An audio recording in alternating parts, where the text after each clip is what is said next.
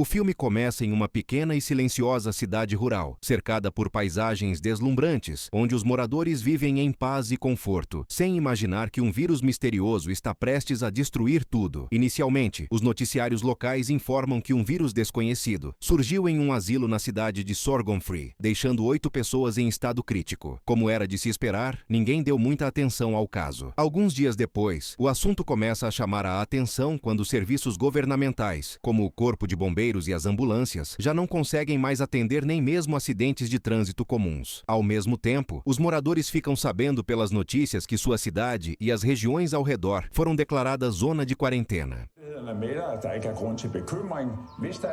Certa noite, em uma das casas da cidade, uma idosa é atacada pelo próprio marido. Pouco tempo depois, os moradores, ainda dormindo, acordam com barulhos vindos das ruas. Nesse momento, eles veem forças fortemente armadas entrando na cidade e se espalhando por todos os lados. Esse homem se chama Dino. Ele tem uma esposa que o ama, um filho e uma filha. Nesse momento, seu filho mais velho, Gustav, questiona por que o rádio não está divulgando o número real de mortos. Dino então conta sobre algo que aconteceu muitos anos atrás, na década de 80, quando a arquibancada de um estádio desabou e a multidão, tomada pelo pânico, tentou fugir de qualquer maneira, causando uma debandada mortal. Dino acredita que, se as pessoas tivessem permanecido em seus lugares, o número de mortes teria sido menor. Agora, segundo ele, o governo está controlando as informações para evitar um pânico em massa. Gustav, no entanto, tem uma opinião diferente. Para ele, se a estrutura está desabando, as pessoas precisam correr ou serão esmagadas pelos escombros. Dino não sabe como responder, mas decide continuar olhando para o lado positivo da situação. I 80'erne, der var der en fodboldtribune, der brød sammen. Og hvad så det? Tribunen brast sammen, så var de vel nødt til at løbe. Pouco depois, o som alto de um motor ecoa pelas ruas. Era uma família tentando fugir de carro, mas que acaba sendo atacada. Na manhã seguinte, uma grande operação de limpeza começa na cidade. Ao mesmo tempo, equipes de controle de doenças passam de casa em casa verificando os moradores que restaram. Qualquer pessoa infectada é levada para um hospital de campanha temporário, onde todos são tratados juntos. Os dias passam e uma equipe de especialistas é formada às pressas, trabalhando dia e noite em busca de uma cura.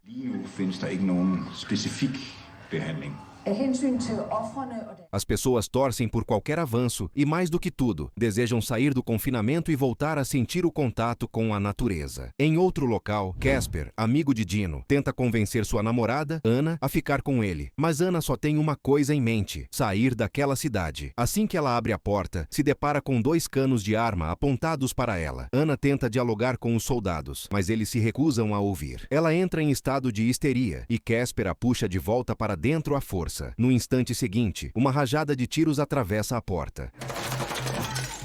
O medo desperta Anna imediatamente. Para garantir que os moradores permaneçam isolados, toda a cidade é coberta por lonas pretas. 2 jovens se encaram profundamente, após se despedirem com poucas palavras. A partir daquele momento, o mundo deles mergulha na escuridão. A família de Dino, para tentar aliviar o tédio, assiste a antigos vídeos de viagem. O céu azul, o mar sem fim e a brisa suave. Tudo isso parece escapar da tela e entrar na casa escura sem que eles percebam. Um mês se passa em quarentena. A alimentação diária da família se resume a um balde de água potável e alguns pacotes de comida instantânea. Mesmo assim, Dino ainda acredita que a crise vai acabar em breve, mas a realidade se mostra cada vez mais cruel. Alguns dias depois, a internet é cortada em toda a cidade e todos os meios de comunicação com o mundo exterior são interrompidos. O som de tiros passa a ser ouvido todos os dias, deixando os moradores em constante estado de alerta. Casper pega sua espingarda de caça. Ao mesmo tempo, Gustav corta secretamente um pequeno pedaço da lona preta. Por essa abertura, ele vê um grupo de homens armados atacando a casa de sua namorada, Sônia. Movido por seu temperamento impulsivo e sangue quente, Gustav corre em direção à porta, mas seu pai o impede. Dino tenta fazer o filho entender que eles não têm nada a fazer, além de obedecer às ordens e permanecer dentro de casa. Os dois discutem por um momento, mas as palavras de Dino acabam lembrando Gustav de que ele ainda tem uma mãe e uma irmã que precisam ser protegidas. Depois de muita insistência, Gustav acaba cedendo. No entanto, Dino jamais imaginou que naquela mesma noite, Gustav cortaria novamente a lona e sairia escondido.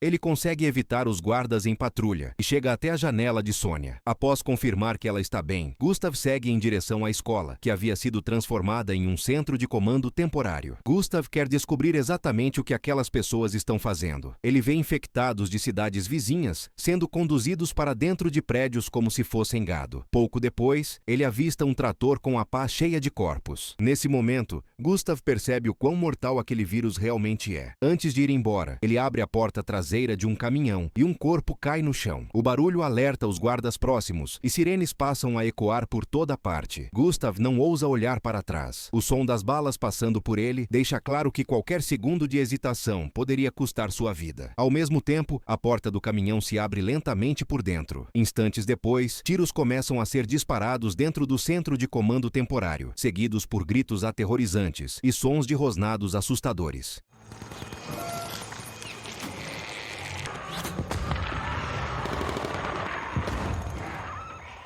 As forças de segurança da cidade não enviam nenhum reforço. Pelo contrário, elas se movem rapidamente em seus veículos militares e abandonam os moradores à própria sorte. Nesse mesmo momento, Casper percebe a retirada das forças e começa a ligar desesperadamente para Anna para contar a boa notícia, mas não obtém resposta. Quando finalmente a encontra, ela já está sentada dentro de um carro, pronta para fugir. Anna o abandona e parte sozinha. Anna!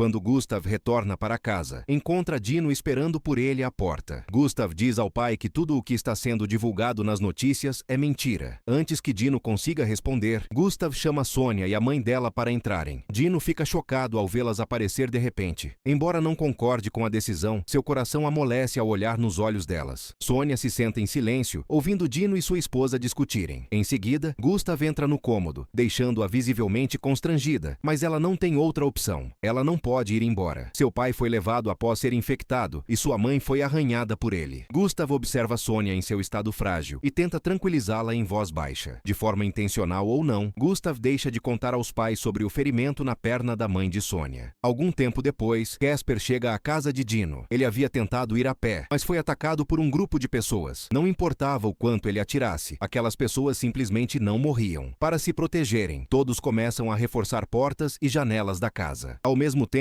no quarto, Sônia percebe que o ferimento na perna de sua mãe está piorando. Esses acontecimentos repentinos deixam todos inquietos. No meio da noite, chega a vez de Gustav e Sônia ficarem de guarda. Eles estão parados em frente à porta, quando percebem que, sempre que as luzes da rua se acendem, um dos infectados sai da escuridão e se move em direção à luz. Nesse momento, um dos infectados se aproxima lentamente. Gustav pede para Sônia apagar rapidamente a luz. No instante seguinte, o infectado para de se mover, perde o alvo, se vira lentamente e caminha em direção ao poste de luz. Justo quando Gustav começa a comemorar por ter descoberto uma forma de manter os infectados afastados, uma sombra surge de repente no portão. Anna havia retornado. Casper olha friamente para a mulher que o abandonou. Ao mesmo tempo, os outros também querem saber como o mundo lá fora está. Nesse instante, todos sentem um peso no coração. Não há esperança. Não há futuro.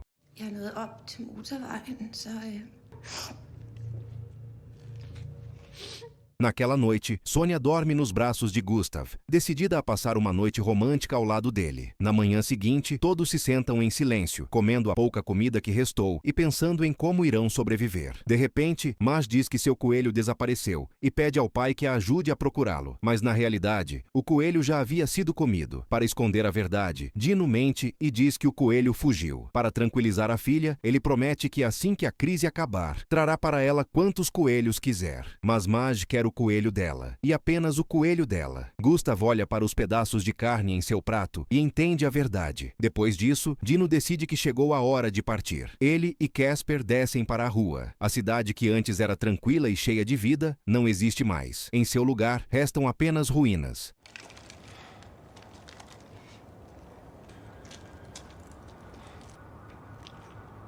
Ao mesmo tempo, a mãe de Sonia perde os sinais de vida. Do outro lado, Dino e Casper chegam à borda da cidade, mas encontram um enorme muro bloqueando a saída. Carros abandonados estão empilhados uns sobre os outros, e corpos são jogados por toda parte, especialmente aos pés do muro. Inúmeras vidas terminaram ali. Em casa, Pernell abre a porta do quarto do filho. Ela não queria interrompê-los, mas Madge havia desaparecido. Mãe e filho descem rapidamente para procurá-la. Ao verem corpos mutilados espalhados pelo chão, a angústia aumenta. Ao mesmo tempo, Dino e Casper, após escaparem por pouco do perigo, chegam ao antigo centro de comando abandonado. Eles esperavam encontrar suprimentos que pudessem ajudá-los a sobreviver, mas o local já havia sido saqueado. Quando quase perdem a esperança, uma mulher aparece carregando uma caixa de comida. Antes que Dino pudesse fazer qualquer pergunta, um barulho vem de um local próximo. Casper e Dino correm para ver o que era. Assim que Casper abre a porta, ele é puxado para dentro. Dino entra logo em seguida, mas o que ele vê o faz congelar no lugar, perdendo a única chance que teria de salvar seu amigo. De repente, um enorme exército de zumbis surge à distância. Nesse momento, Dino tem apenas um pensamento na cabeça: fugir. Ele abandona o amigo de toda uma vida e foge junto com a mulher. Eles mal conseguem escapar dos zumbis. A mulher quer levar a comida para sua casa. 2 filhos pequenos a aguardam lá, mas Dino se recusa. A família dele também precisa da comida.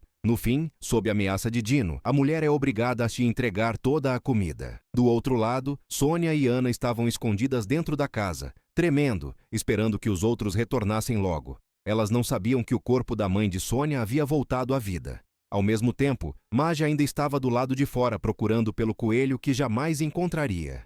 Dino e os outros nunca lhe disseram o quão perigoso o mundo havia se tornado. Inocentemente, ela cumprimenta um antigo vizinho. No instante em que o homem vira o rosto, o grito de Madge ecoa por toda a cidade. Nesse momento, Dino, que estava voltando para casa, reconhece imediatamente a voz da filha. Ele larga a comida que carregava e corre o mais rápido que pode em direção ao som. Gustav chega até Madge primeiro e começa a atacar a criatura com todas as forças, tentando proteger a irmã, completamente alheio ao perigo que sua mãe enfrentava. No momento decisivo, Dino chega, mas já era tarde demais. Madge já havia sido mordida. Cada vez mais zumbis começam a se reunir ao redor deles. Embora a família de Dino consiga escapar, eles acabam trazendo o exército de zumbis até a própria casa.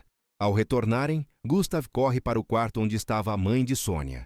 Pouco antes, Sonia havia matado a própria mãe com as próprias mãos, após ela ter se transformado. Mas a crise ainda não havia terminado. Um som grave e assustador surge atrás de Dino. Ele se vira e vê Anna, que havia se transformado em zumbi. No instante em que Dino levanta a arma, Anna o ataca. Quando tudo isso termina, Dino entra na sala. Ele já havia tomado sua decisão. Ele mesmo acabaria com a vida de Madge. Pernell se recusa a permitir isso. Ela grita furiosamente com Dino, mas nada muda sua decisão. Nesse momento, um exército de zumbis arromba a porta e invade a casa. Assim que Dino consegue fechar a porta com dificuldade, Pernell agarra Madge e corre para o quarto. Ao mesmo tempo, Gustav e Sonia saem pela janela do segundo andar. Gustav olha para o exército de zumbis lá embaixo, acende uma tocha e a arremessa. Em instantes, a atenção dos zumbis se volta para o fogo. Gustav e Sonia aproveitam a oportunidade e conseguem escapar. Ao mesmo tempo, a porta do quarto é arrombada e Dino aparece novamente, decidido a lidar com Madge.